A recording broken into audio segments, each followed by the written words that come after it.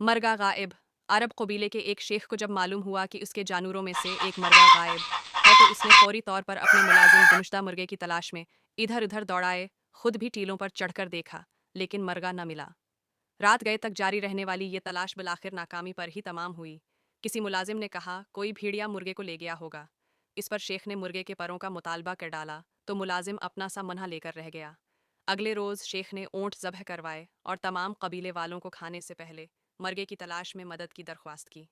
सब लोग हैरत ज़दा थे कि इतना अमीर आदमी और एक मर्गे के लिए बेचैन। कबीले वालों ने शेख की दरख्वास्त सुनी, अनसनी की और खाना खाकर चले गए। चंद दिन बाद कबीले में से किसी की बिक्री गुम हुई तो शेख ने एक बार फिर ऊँट ज़ब्ह किया, कबीले वालों को बुलाया और मुर्गे की तलाश में मदद की दरख्वास्त की। इस बार कबीले वालों में से चंद एक ने तो उसे पागलपन से ताबीर किया कि मामला बिक्री का है और बात मर्गा तलाश करने की हो रही है। खुद शेख के बेटों ने घर हुए मेहमानों से वालिद के तर्जीमल की माजरत की और बात रफा दफा हो गई। कुछ उर्सा गुजरा कि एक ऊँट गायब हो गया। शेख ने फिर वही किया, ऊँट ज़ब्ह हुआ, दावत हुई और शेख ने गुमशुदा मुर्गे को ढूंढने की तरकीब दी। अब की बार तो लोगों ने धमकी ही दे डाली कि अगर शेख ने पागलपन की ये बातें जारी रखीं तो सरदारी से माजूल कर दिया जाएगा। शेख ने यह माहौल देखा तो चुप साध ली। महीना भर गुजरा होगा कि कबीले की एक नौजवान लड़की गायब हो गई।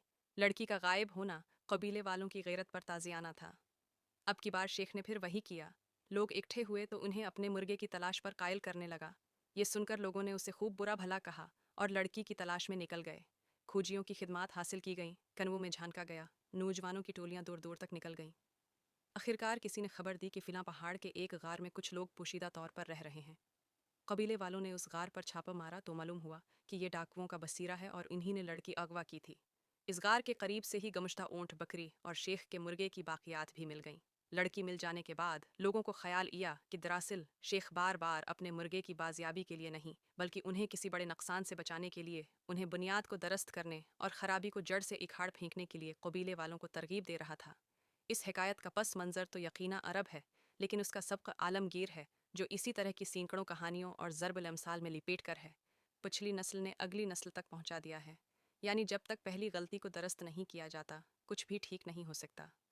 तबाही किसी एक गलती का नतीजा नहीं होती बल्कि अपनी गलती को हिकमत अमली समझ लेने से होती है।